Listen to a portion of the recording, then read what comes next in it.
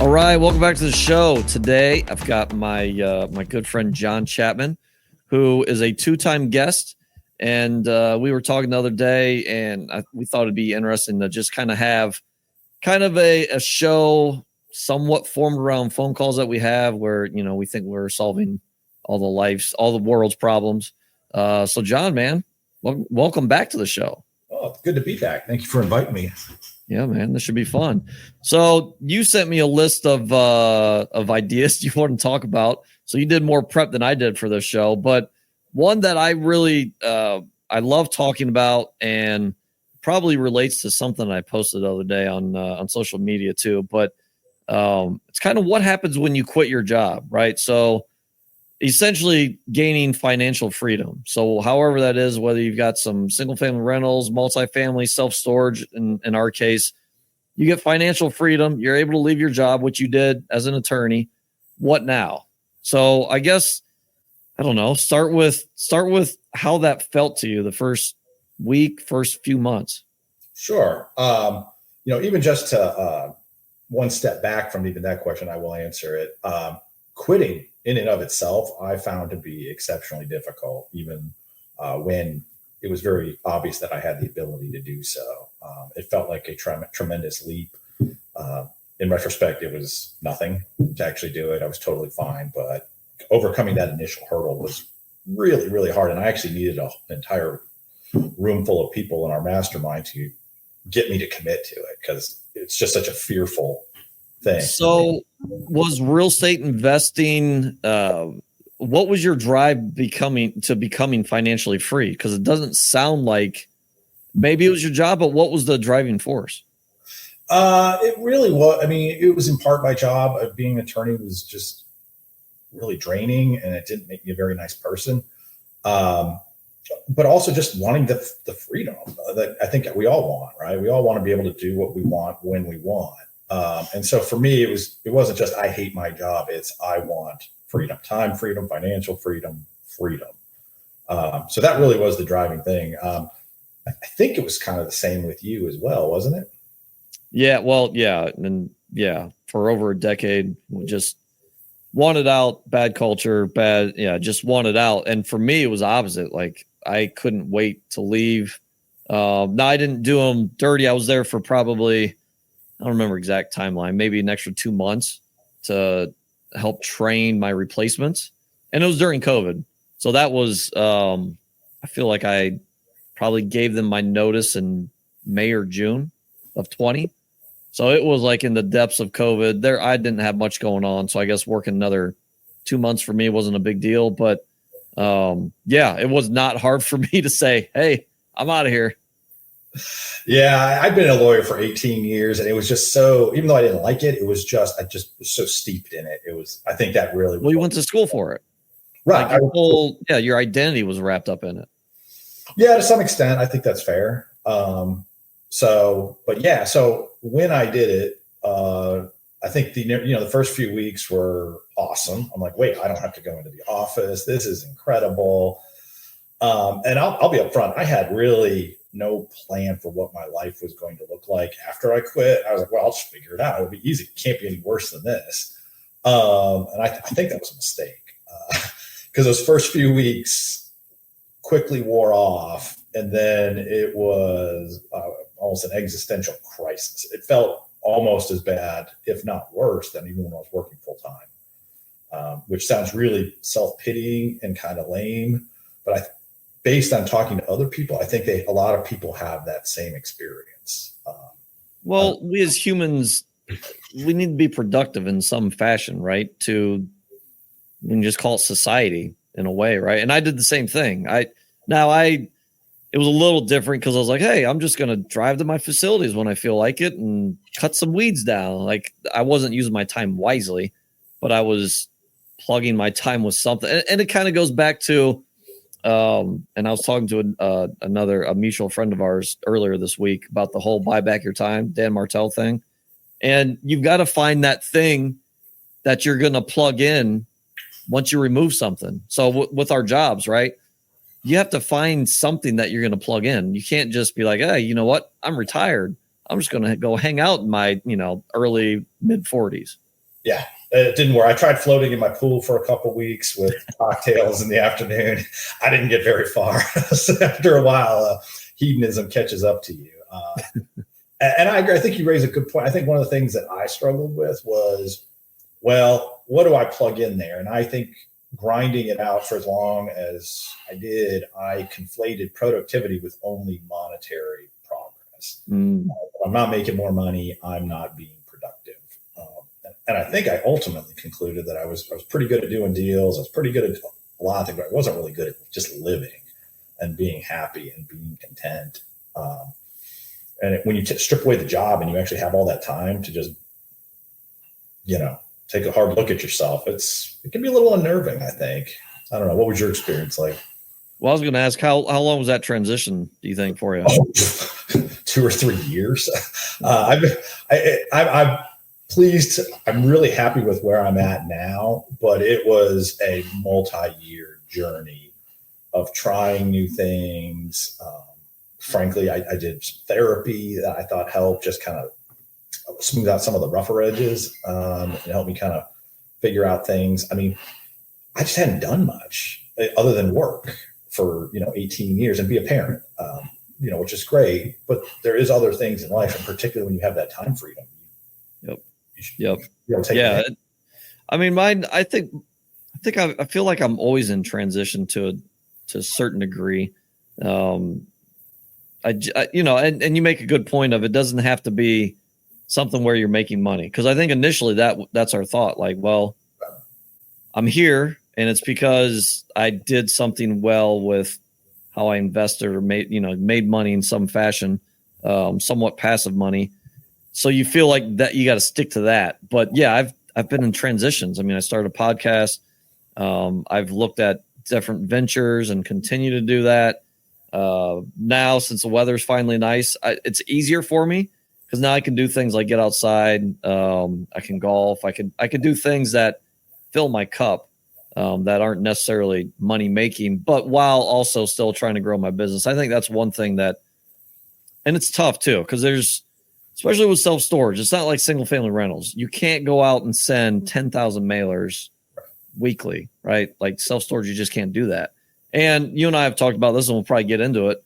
I want to stay in Ohio for the most part. I want to stay in these markets.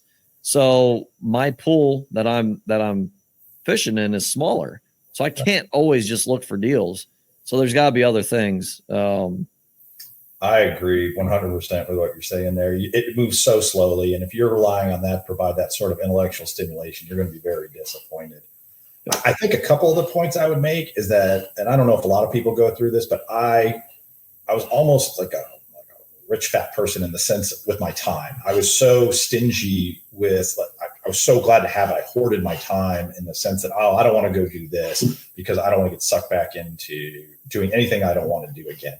And I think that led to sort of an attitude that I knew everything I already needed to know. And really, from an intellectual standpoint, just kind of stagnated a bit. Because I didn't want to waste time researching new asset classes because, storage is working fine. And I don't want to get sucked into something that may not work out the way I wanted. But almost fearful. How people tend to become more risk averse as they accumulate more. I'd accumulated so much time. I was being risk averse to spending it. And it was getting to a less than rich life, I think. That's interesting. And I think you're dead on too. And it's interesting because and by the way, we're maybe talking somewhat negatives about this, but this is and we know this, like it's a great problem to have. Oh, 100%. But you need something to fill your cup. And yeah, I think the fearful fact is, and I still am, right? I don't want to lose my time, especially your kids are a little bit older and you've been traveling a lot more. My kids are still younger. So I don't want to lose that time freedom. And I think because we both have jobs, it's like we don't want to get into another asset class or situation in general to where that time that we've worked so hard to get time freedom, we don't want to lose that. So I think that's probably where the fear comes, right? Oh, 100%. That you summed it up perfectly. Yeah, and then it makes us afraid to spend our time in any way that might not work out exactly the way we want. Or at least that was my experience. And it took some work to get over it. And it's not been a smooth, easy transition. I think the other thing I learned about just quitting my job is when you actually have this time freedom and thing. I've actually come to the conclusion that doing deals and, making money, and this, I don't know if this sounds arrogant or not, is probably one of the easier things in life. It's linear, it's goal setting. It's hard to actually live a rich life. It takes just as much work. Try making friends in your 40s. It's really hard. Like, it's not like when we were kids. And so you have to put in this mass amount of effort to live, I think, a richer life. And I think once you have that freedom, you're forced to kind of confront it. Or you can do what other people I know do, is just throw themselves endlessly into chasing deals and trying to make more money without any endings. I know there's just nothing. They just do it just to distract themselves because they can't or don't want to ask themselves hard questions. This is my. Yeah, no, I agree. And they're probably just working on one aspect of their life, where I think, I think both of them try. And a lot of people that we surround ourselves with, and the mastermind we're part of and all that, I think most of us try to better ourselves in all assets of life. And I think, looking back, like filling your cup thing has become big for me, because it's like, 5 years ago, 10 years ago, I was definitely not aware of, hey, I need to do these things to make myself feel better and fulfilled so that I can be at my best towards my wife and my kids, or my friend or my friends. And I think I'm always doing tweaks with that. But I think you're right. I think there's a lot of people that are just like, yeah, I'll just keep doing deals. That'll right. Band-aid on it, basically. Yeah, it'll entertain me. It'll keep me intellectually stimulated. And I think another point I would say is I really underestimated the need for structure. A job. I think people think, I can do whatever I want, whenever I want. It'll be great. I don't know anyone that's done well. I try to put, multiple lunches a week with friends, just, keep my socialization. I make sure I exercise. You just have to put these things in place. I don't think we're wired to not have processes and structures. It doesn't mean to be super rigid, but I always poo that. Like, I don't need structure. It'll be amazing. My whole life's been structured to this point. Yep. Well, and it's funny. I think the people that, I don't want to say, I guess, kind of break out, that become financially free, there's a reason why. And that's probably because structure and discipline we've had in our life before, and it worked. And obviously you can't just get rid of that. And it's funny because what was I listening to or I was talking to something, I don't remember, but someone was like, yeah, I put in ChatGPT, what are my biggest strengths? What are my biggest weaknesses? And it's funny, ChatGPT said one of my biggest strengths is my discipline and my structure. And it said something like, because I've got it set up to where it's kind of witty. So it's like, you're the type of person that won't skip on leg day. And I'm like, how do you know this? How, like, and I'm reading it. I'm like, it's me, because it's easy for me to read it, process it, and then be like, yeah, that is kind of me, or that's me to a T. So yeah, it's interesting how I think a lot of us are like that. Oh, absolutely. And, and I should qualify too. It doesn't mean, now that I'm financially free, that I just don't do business. I still enjoy it, but it has a more balanced place. Like every morning I'll mess around, look at some new listings and try to learn something new every day, but it's not the all consuming thing that it once was. And for me, that really, I'm still moving forward financially. It's kind of crazy actually how much, I think this is another point of financial freedom, how much, once you're financially free and not tied down by a job, how much your net worth, your wealth will increase. I don't know anyone who's quit their job and not seen it explode. And they give up 6-figure salaries because you just underestimate just what a drag that is on your mental abilities, your time abilities. So yeah, I mean, I wish I quit 10 years before. I'd probably be way further ahead financially if I had. Oh yeah. All of it. Well, yeah. I mean, all of us, because we're in a system. Yeah. I mean, we could go into that, but we've spent 14 minutes on this. Yeah. I mean, we're and this isn't a knock for people that do have jobs, and, there are definitely perks to it. And even when we try to make hires and the people that I've hired, like, I try to do my best to make it to where they're not in like the system. And they can kind of do their own thing and they can grow. And if they want to be entrepreneurs, they can, and however that looks. But yeah, when you're in the system and you feel like, oh, I'm making 6 figures, and you're just, I don't know. Yeah. Well, I think we've covered this one pretty well. We have. Into a big therapy session for us both. Yeah, right. Well, let's this somewhat parlays into it. I think we were talking about this the other day was the markets that we're in, and both you and I are in tertiary markets. My population size is between 10 and 50,000 each town. How about you? I'm actually a little smaller than you, man. I'm about 5,000. I think the biggest one is 20,000. Okay. I like those little bitty towns a lot. I think we both do for the same reasons. Well, tell us what's those reasons. Oh, I mean, first of all, you don't have, 9 times out of 10, you don't have to pay for marketing because there's only 2 or 3 other competitors.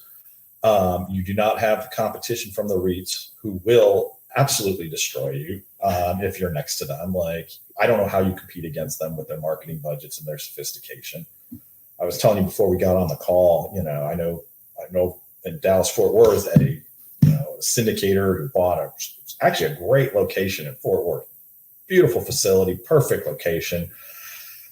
And he's going to lose it to the bank because he cannot lease it up because he's literally wedged between public storage and extra space. And you don't run into that in these smaller towns. I think if you want to go into the larger cities, you have to grow a large business, which for most individuals doesn't make a lot of sense. Yep. But even with that, one of those REITs can build right next to you.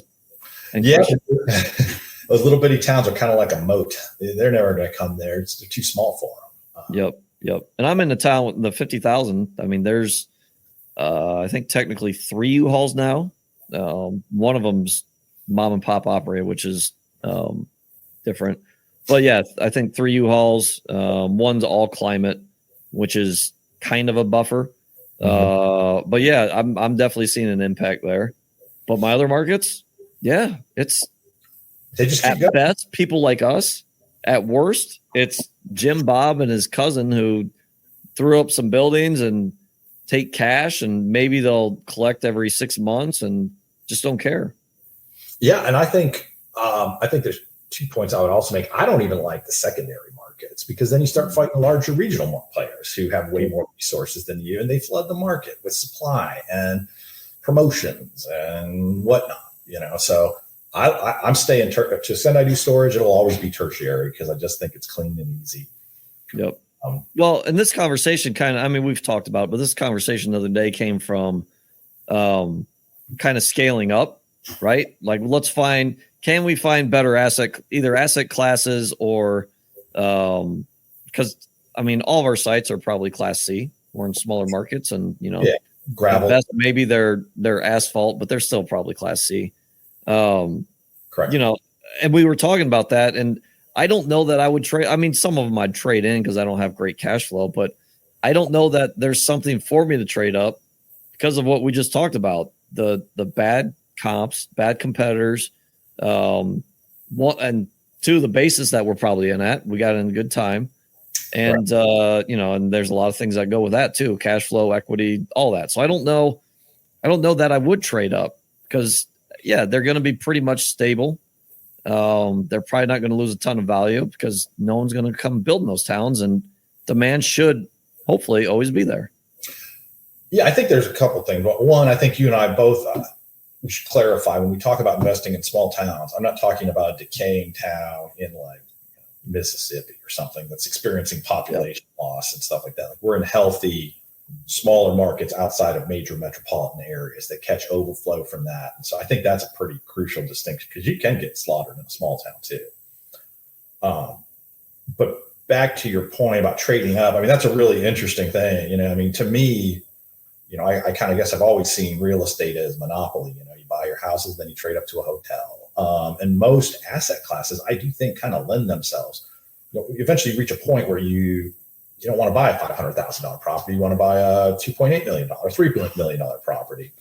And in the tertiary markets where we're at, there just aren't that many. And the truth is, what I really struggle with is I personally am starting to want a legacy asset. Like, I want to be in a super high demand, major metropolitan area. Like I'm in Dallas. Like, I want to own now industrial in Dallas. I know that's going to just go up, solid, stable.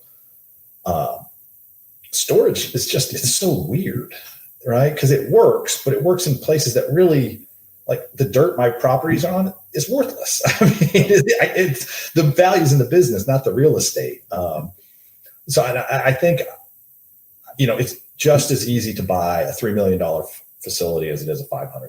It's just as much work. And you don't need as steep of a value add. You can, a 20% increase on a $3 million property is way better than, I'll take that over, a 50% one on a $300,000 property. It's just, you don't have to move the needle. Well, and you're kind of talking, and to me, there's levels to this, right? I don't think you can just skip to what you're talking about. Correct. We've got a good base, and I've talked about this before. We've got a good foundation of not only equity, but cash flow too. So now you can pick your, look at your portfolio and say, yeah, this one's not performing that great. Let's sell it off, take that equity and get into something nicer that maybe doesn't cash flow as much, but you're looking for appreciation down the road. Is that kind of what you're looking at? I'm actually going to probably keep my storage. I would probably just use a refi. Those appraisals are so high now that on the LTV, you can get almost what you get on a sale. So I would envision holding on to it and adding on to the existing portfolio. But I think any real estate investor who's been doing it for a while and has accumulated that financial base you're talking about is probably, I think this is a natural evolution of real estate investing, looking for something larger, something higher quality. And for me anyways, like I said, I'm seriously exploring industrial. I'm really just enjoying the research and the journey of learning all about it. I may not do anything with it and just keep buying storage, but I do like the idea of a little bit of diversity as well. It gets a little, even though they're stable, I don't know how you feel, but it sometimes feel a little unnerving having everything in self-storage in a very concentrated market. Yeah, no, I agree. I don't know. I think, and I've thought about this a lot, and we've talked about it. I've talked to others about it, but I don't know. I think no matter what you're in, you're going to feel that. We're always going to feel like, are we safe here? I've got 50 single family rentals. Am I safe here? Right? Like, is the neighborhood going to go to crap? And now these are worth nothing. Like, there's always, no matter what you're doing, you're always looking for what could come get you, which I think is a good thing, right? You should always be looking to see what's going to pop up out there. In my opinion, knock on wood, I think storage is safe for the next 10 years, but I've always said, what's that Amazon disruptor that's going to come in? And if and when it does, I think it's going to hit bigger markets before us. And I think we'll have time to pivot. Whether, we use our locations as something different or morph into something different, but I think we'll have time to adjust because we are in these smaller markets that are more slow moving. Yeah. I think at a basic level, I just can't still believe this business works. No. I'm always just kind of scratching my head. Like, you want to pay me to put your stuff here? Like, I just intellectually, I know. Sorry, I won't spill the secret. Well, you look at it, even these small, and I've tried and haven't looked at numbers, but even these smaller, especially bigger markets, we're going to a renter nation, like 100%. I don't know how many apartments are being built in some of these smaller markets that we're in, but just in general, people have, compared to 30 years ago, people have way more junk now. It's just renter nation. We've got more junk. What are people going to do with it? Store it, I guess. Store it in our lockers, I guess. It's fine. We're filling a need. I always, at the back of my mind, I'm always like, surely the country's going to catch on and just stop buying stuff and storing it. But I don't think that's going to happen anytime soon. So nope. Well, and this kind of parlays into something else we were talking about is, especially the markets that we're in, it's easier to remote manage. Because if we were in, and I've thought about this, like if we were in a big city, if I was in a big city, as Columbus or Cincinnati, whatever, and tried to do remote management, I don't think it would work. Like, you need someone on site.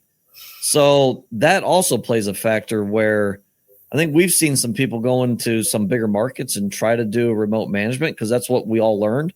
Mm-hmm. I just don't know that it works. I think you have to have that great customer service on site. I don't know. What's your thoughts? I agree 100% with that. I don't think that's why I don't, this one example where they're going to lose the bank, the facility in Fort Worth I was telling you about that they're probably going to lose it. They can't afford someone on site. There's only 25,000 square feet. I think a lot of those A-class properties rely on foot traffic. And I know a number of people who've gone into major metropolitan areas and just get beat up by the REITs, even if they've got a good location, because nobody, it's all online marketing and the REITs get the eyeballs first. So, but yeah, I think you need someone on site if you're going to compete in a major metropolitan market. I don't think remote works. And I think remote also, just as a general matter, I don't think remote management like out of state is the greatest idea either. I think people think it looks good in the beginning, but then they realize it's a lot harder and there's a lot more leakage. Yeah, well, and I think there's a lot of things that go into that, because I think you can make it work, especially if you start growing in that area like you can't have a 10,000 square foot site in Kentucky, another 10,000 in Georgia, right? Like you've got to have it somewhat in the same area. And you also have to hire and have great systems, which that's not necessarily real estate investing. That's, that's something that we've all been working on, especially in our LFG mastermind, is trying to do better, have better systems, hire better, train better, develop better. I think that's where I guess those mistakes kind of happen, because it's like storage, especially, where we started and what we started, how we learned from, it's, hiring a lot of part-time help. Guess what? And I was talking to someone on the phone this morning about this. We used to have basically a helper, boots on the ground, part-time at each site. And that comes with part-time mentality, part-time work, part-time everything. So I think it's like, you're not going to get it. Maybe you get an A player part-time, maybe, but probably not all of them if you've got multiple facilities. And how long are you going to have that part-time person? I just think it's all those factors, I think, play a part in trying to manage remotely. I think that's 100% correct. I think getting to scale as quickly as possible and being able to have full-time employees. I found that management got significantly easier the bigger I got, because I could afford good people. I could bonus them. I could give them benefits. It's like what Dan Martell says, the bigger you get, the actual more time you can buy back. It's kind of almost counterintuitive, but it really is true. I would personally not go. I'm not going into any new towns unless I could go in and have a full-time employee in that town. Or if it's close enough to my other stuff, maybe an hour away from my other stuff, maybe I'd look at it. But that's why, but to your original point, that's why I'm not buying much storage right now, because there's just not much around me. And I'm really concentrated. Like all of my stuff is within an hour of each other. So it's great. So you're saying you shouldn't buy one or two facilities, gain financial freedom, and just stop? No, no, I don't think that's a good idea aside from just, going crazy, costs keep going up. You got to keep running. It's like Pac-Man or something. There's chasing behind you, like you got to keep moving forward and growing. It's a great analogy, Pac-Man. That's a new one on the show, Pac-Man analogy. I bring that up kind of, somewhat joking, but we've definitely seen it. And, I've seen a lot of people that are like, I've got 2 storage facilities. I'm cool. I'm good. Probably not. No, your expenses are going to go up faster. You need to keep moving. And then at that point, what are you living on, like a super tight budget? Who wants to live in retirement counting pennies instead of going out and, living your best life? You got financial freedom, so you don't have to worry about money. And to watch that kid eaten away, I don't understand it when I see people do that. Well, and not only that, but and obviously the money thing is important, because you want your business to continue to run. And if you're not scaling, you're dying. If you're not growing, you're dying.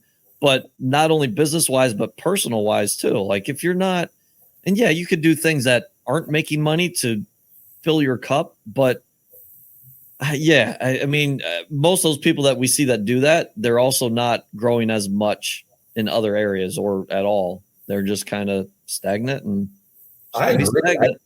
I think professional growth and, that's a component of overall growth. Like, I don't think you can just cut that out. It's like, I'm going to grow in these areas, but I'm not going to go try to have a social life or whatever. You're out of you can't just get rid of it. I think it's important. Yep. And I'm pulling up my phone here because I posted something when this show airs. This was probably 2 weeks ago, but posted something from Dan Martell. This is the third time we brought him up. We need him to be a sponsor on the show or something. We're certainly giving him some free press, although he doesn't. Yeah, I give him a lot of. But he posted something. I had to repost it. He said, "The most dangerous person in your life is the one who makes you feel comfortable with mediocrity." Yeah. I mean, that relative to what we're talking about here is, having two facilities, one facility just to gain financial freedom, and you've got an extra $500 a month. It's mediocrity. I mean, I feel like I feel like I can do a lot more. I'm sure you feel that way, right? Oh, 100%. And I'm going to do a lot more. It's going to be at a more measured pace, I think, than the breakneck speed I was going for all those years. But was it breakneck speed? It wasn't really breakneck. Well, I put a lot of hours in when you tacked on the job and everything else. Yeah, but take the job out of it because that's not relative now. You don't have it anymore. Not really, I guess. I guess I'm getting a little confused. Maybe I'm trying to confuse you. No, well, you said breakneck speed. I guess to grow, you don't have to go breakneck speed to grow your portfolio.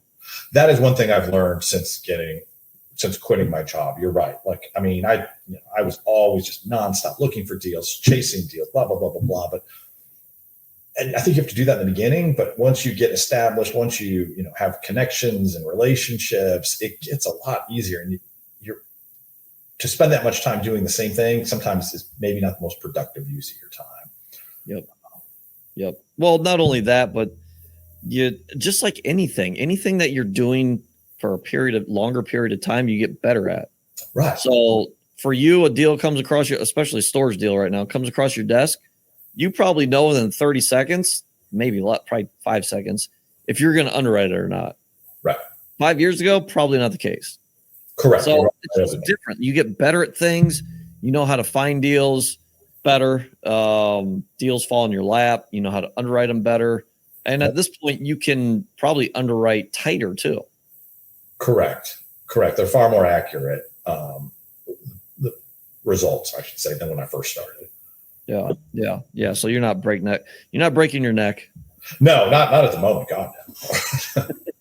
Well, you're traveling. Well, and that's another piece. You said you don't need to make money to kind of fill your cup. You've been traveling a lot lately.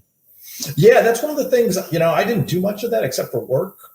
That's a new experience in the last couple of years. I've really taken on a lot of, and it probably leads me being a little stingy with my time because I love being able to go away for a few weeks and see the world and personal growth you experience when you do that. But that's again, but like, for example, I think I went a little too heavy on that in the last maybe year. And so like, it's not the solution for everything. It's like being productive. It's a component of, I believe, a healthy, happy life. But I don't think it all be all. People say they want to travel nonstop forever. I'm just like, it gets old it just gets old after a while. Yeah. Well, and that's, you hear that. And I think that goes back to the whole 9-to-5 mentality of you're somewhat in a prison and you get 2 weeks vacation. Right. So it's like, I want to travel. That's all I want to do right now. Prison. So I think it kind of goes back to that. And then once you get the freedom and you do some travel and you're like, I enjoy traveling, but not every week, probably not every month. So I think that's, it's all about where you're at in life and how you view that, I think. Yeah, I think it's got a role to play. For everybody, it's different. Some people travel more or less, but it doesn't fix everything. I think a lot of people think that it's going to make you happy, and that's the missing component is travel, and it's not sufficient in and of itself, in my opinion. Yeah. But one thing I will say that's great about our storage businesses is that we do have the time to do that. That's what's so awesome about real estate investing in general too. Once you set your systems up, you can go away for a month to Europe. It's fine. Yep. 100%. Yep. And if you can't, something wrong. What's that? I said, if you can't do that, then you're doing something wrong with your real estate, because it should not tie you to where you're at. Correct. Yeah. Unless you're in the grinding mode and you're trying to scale and you're trying to build. But yeah, if you're a few years into it and you've got financial freedom, you've got systems and teams in place, yeah, you should absolutely be able to step away and not lose momentum, I guess. Yep. Let's talk a little bit about kind of what you're doing with deals, because it's been, I would say, buyers and sellers are definitely off as far as prices. So what's your strategy right now? When was the last time you bought a deal? Well, I bought one last summer. It was 54,000 square feet. And we talked, I'm happy to give numbers if that's helpful, but I've just added 6,000 square feet to it. It was 100% occupied, super low rents. It checked all the boxes. I had land for expansion, which I love. That's kind of been my bread and butter, is to buy a highly occupied property and then, raise the rents, put in place tenant protection, and then expand, because, your basis at that point is just replacement cost. And I got seller financing on it, very advantageous terms, but the price per square foot wasn't that good. It was the most I've ever paid per square foot. I think I paid like $50 a foot, something like that. Usually I build between 30 and 35. Back in the heyday, I buy them for 20 or 30 bucks a foot, back in the good old days. So 2 years ago. Yeah, exactly. I think right now you kind of got to be creative. I think I keep sending letters but I don't have a lot of owners to market to, because I don't want much except around me. And then brokers. I've really started networking with brokers. And I think one thing that really matters is once you do a deal with a broker, you've got credibility and they'll come to you. I think one of the things I truly am now even just realizing is how much, when you see an offering memorandum, that thing's probably been shot down by 50 other investors. They go to their lists first. They're not that offering memorandum has, it's almost like LoopNet, Yep. Yeah. Well, and it's, what do you yeah, you talked about how you've kind of probably gotten a little more aggressive, but I think we talked a little bit about it. Having patience and knowing kind of your buy box, I know has helped me, and we can be patient. And I think going into what I'm going to say here, I think there's I know there's pros and cons, but neither one of us syndicate. For the most part, we're using our cash or something liquid, or we're refinancing, pulling equity out to do deals. But that allows us to be patient. Correct. We don't have to syndicate to get fees, to keep a team running. But at the same time, I know both of us are super deal hungry right now. We'd love to do a deal right now. So I think there's pros and cons to that, but it is nice to be able to be in a spot where we don't have to, I don't know how much I can say, but there is a very famous real estate investor that is in trouble on at least one or two deals and hasn't paid his investors in, I think, coming up on 2 years. Wow. And will not be able to pay them back. So there's also the flip side of syndicating and having to do deals to keep your team running and not being able to afford that patience. Well, and I think I agree with everything you just said there is spot on, the patience. And not having, even set aside syndication, not having partners means, if you need 200,000 square feet to retire, you got to go find 400,000 if you've got a 50% partner. Yep. I think people so underestimate the impact of cutting that pie up, and they give away their equity, and it's the most precious thing out there. But it allows us, because we have our own thing, we don't need as much either to really get the returns we're looking for. Yep. Yeah. No. Well. Yeah. And you talk about the equity piece. I talked to a couple the other day, and actually think I said this on a recent podcast, but they're giving, they gave, and listen, for your first deal, get your first deal done, right? Get your foot in the door, get your first deal done. Hopefully you cash flow and you have some equity. Like, those are the most important pieces, but then learn from it. They gave up 50% equity, which to me is crazy. on their first deal. Now I don't know all the ins and outs, how much money that other person brought. Like, I don't know all those details, but I'm pretty sure they brought the deal and they operate the deal and they got 50%. I'm like, that's fine. Got you in the game. Don't do it again. Right. It's on your own. You don't need somebody else. If you want to raise money, do that, but you don't need to give 50% of the equity away. Oh yeah. Well, and I mean, partnerships, they do work. I've seen them work long term, but I've seen way more not work. I was a lawyer. I lived in the wasteland of ruined relationships, and you can like each other now. 10 years from now, you may not like each other. And why, if you're really going for freedom, like the more relationships where you're bound to someone, you're giving up some freedom there, a lot of freedom. I mean, people lose their way too sometimes. A lot of times. I mean, I've been guilty of it. It's like we all got into real estate investing, and I've talked about this probably numerous times on here. We all got into real estate investing for financial freedom. We gained that. Then it's like, I got to keep going.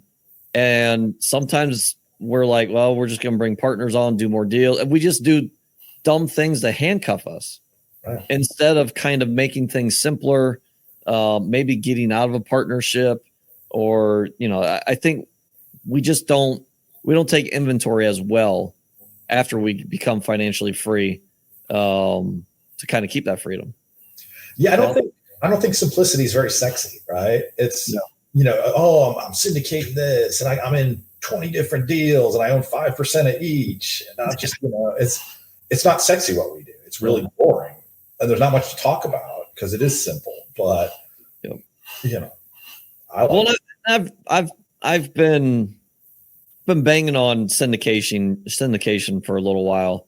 I need to have someone I've talked about. I need to have someone on that does it that we can debate. But it's really it's been in this heyday since the recession, and there's a reason, because real estate has not gone down in value since 2008, 2009. Yeah. So there's a reason why syndication has been working and has been hot, because real estate hasn't lost up until this year, has not lost value. So now that it has, now you're seeing all these pain in the streets, and you're not seeing, at least I'm not hearing as many syndicators, banging their chest on, this is the way to go. You need to syndicate. You need to cut the pie up and take a small piece. To me, I'm not hearing that stuff anymore. I'm not as familiar with it, but that's generally consistent with what I'm seeing as well. And I mean, it's got a place, good operators, they deserve their fees, and I think it just got flooded though with a bunch of junk ones, but, and I think they're going to pay for that. That's just my guess. They may all get lucky, and they'll, the market will bail them out. But I mean, I keep going back to that Fort Worth property I was telling you about. Man, the OM on that, they syndicated. It was insane. A mutual friend of ours flipped it to me. They had assumptions that were just beyond the pale of anything reasonable. And they were new. I think they were leaving multifamily to go into storage. I mean, I think one of the good things for storage is we don't get a lot of syndicators in it, only because the values of the properties aren't as high. Yep. Well, go ahead. I guess the one bad thing though is we won't see as many distressed properties. So at least I haven't seen too many. Yeah. And you said it. Syndication has its place, and I think, and you touched on it. I think the problem becomes the fundamentals go out the door. The one deal that I was talking about with the famous real estate investor, that this deal is just it's done. I'm assuming he's going bankrupt on that deal, or it's going back to the bank. The fundamentals just go out the door, right? You can't figure interest rates to be lower in the future. You can't expect rents to double in the future. I know for that deal, that person was figuring both those, and there's something else too. And the city that they were investing in, rents, they didn't just stay stagnant. They went down by, I don't remember, I want to say 20% or more. Like all these bad things. Obviously, interest rates, since they got in that deal, have doubled, and they got short-term financing. So that just don't lose your fundamentals on how to invest. Yeah, I'm always and I realize it's probably, everyone can look back and say, oh, I would have done it differently. But particularly in the multifamily realm, the ones who didn't purchase the rate locks, like that insurance to protect 2 years ago, I mean, when they're 4%, everyone knew it wasn't going to last. I mean, I was like, well, better buy at a cheap enough basis so that when rates reset, you still got good enough cash flow. Yep. Yeah. Well, and it's funny because I still hear people talking about interest rates are gonna go lower. We'll get back to they're gonna drop at some point. In my mind, I'm like 6.5%, 7% is pretty average. In fact, I think it's below average. Yeah, historically, that's about what we've been. We just had an incredible period of time. I don't see them coming back much lower, but I mean, predicting interest rates is one of those dangerous games. Who knows? Yep. Well, this environment, when this airs 2 weeks from now, who knows? Interest rates. It could be a point or two. They could have doubled, or they could have been cut in half. Cool, man. Well, did we hit everything? You got anything else? No, I think we have. One thing I would actually I like to talk about is No, I'm good. You drop it? No, you brought it up. You got to finish now. I think so this kind of touched as a follow-up to a point we had recently is I really just don't think storage, I think it's a business. I don't think it works just trying to rely on third parties and the part-time thing. I think the big boys have figured it out. You need employees, you need in-house people picking up the phone. I don't think it works well farming out to the call centers. I mean, you can, but you're not going to get it done the way you want it. I think it's just a business like everything else. And so that would be my only parting observation. I know a lot of people do it with just third parties, but that's kind of. I completely agree with you. And we're working on some things to. I think the important key is to always be improving. And if you're not, then that's a problem. But yeah, from mid 2020 to we'll call it at least mid 23, maybe. Storage was on fire. Yeah. Right? You couldn't do anything wrong. I mean, both you and I had a call center that didn't pick up the phone. Right. They did not pick up the phone. So it didn't matter how bad you were, because then they were like, well, they're not picking up the phone. I got to somehow rent a unit from here because it's the only place that has 2 units available. So then they go online and rent a unit. Yep. It's different now. Occupancy dropped. It's more normalized. I think we do have a little bit of space to increase occupancy just because no one's moving right now. Obviously, this is market specific, but in the markets that I'm in, houses aren't selling. No one's moving. We also don't have the people aren't losing their jobs yet. People aren't really being promoted. We're kind of stagnant. And storage doesn't like that. So I think we have a little bit of room to increase occupancy at some point, whether it's a recession or a great time where people have extra money. But yeah, I mean, we went through the heyday where it didn't matter what you did and you were still 100% full. So yeah, I think you're right. You got to treat it like a business, and you got to have operations and tighten your operations.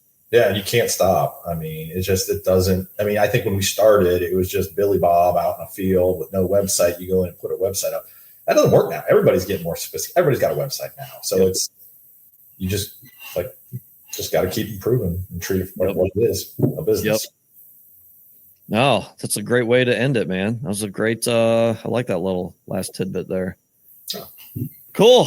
Well, I appreciate it, man. Appreciate you coming on. This was good. This is probably somewhat of a therapy session for both of us, but hopefully guys listening got some value out of it. And again, appreciate for you coming on, John, and see you guys next time.